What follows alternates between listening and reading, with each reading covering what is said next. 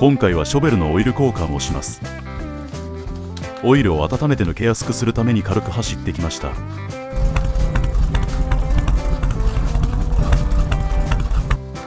オイルが流れるスライダーを適当な広告で作っています。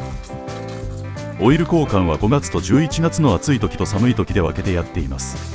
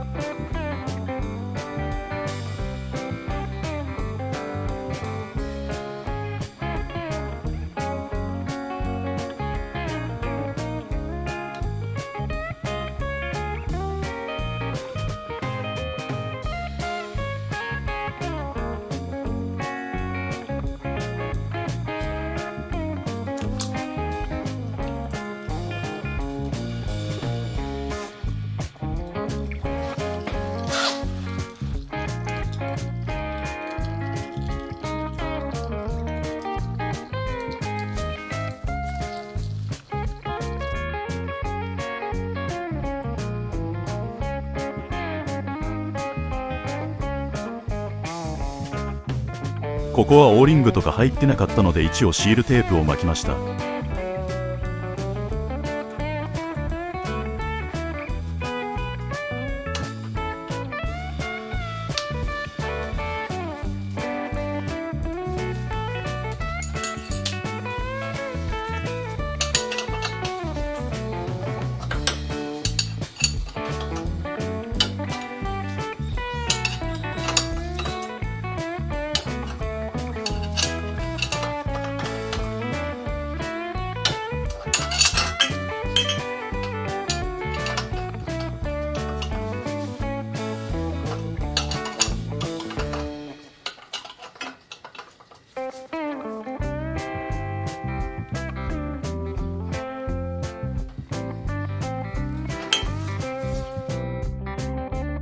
今回入れたオイルはレブテックのシングル50です。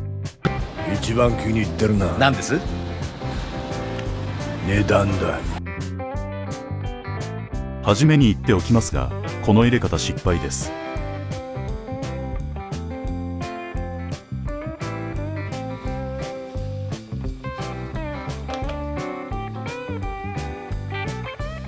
直接オイルタンクにガバッと入れた方が早かったです。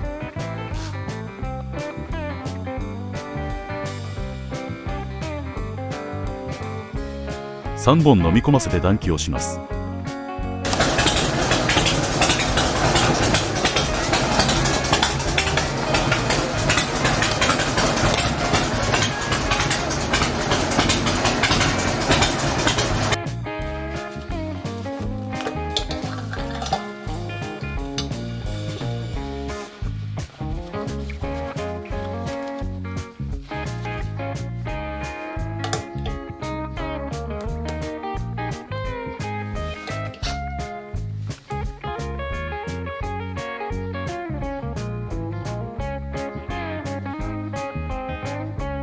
オイルの量も問題なかったのでこれで終了です。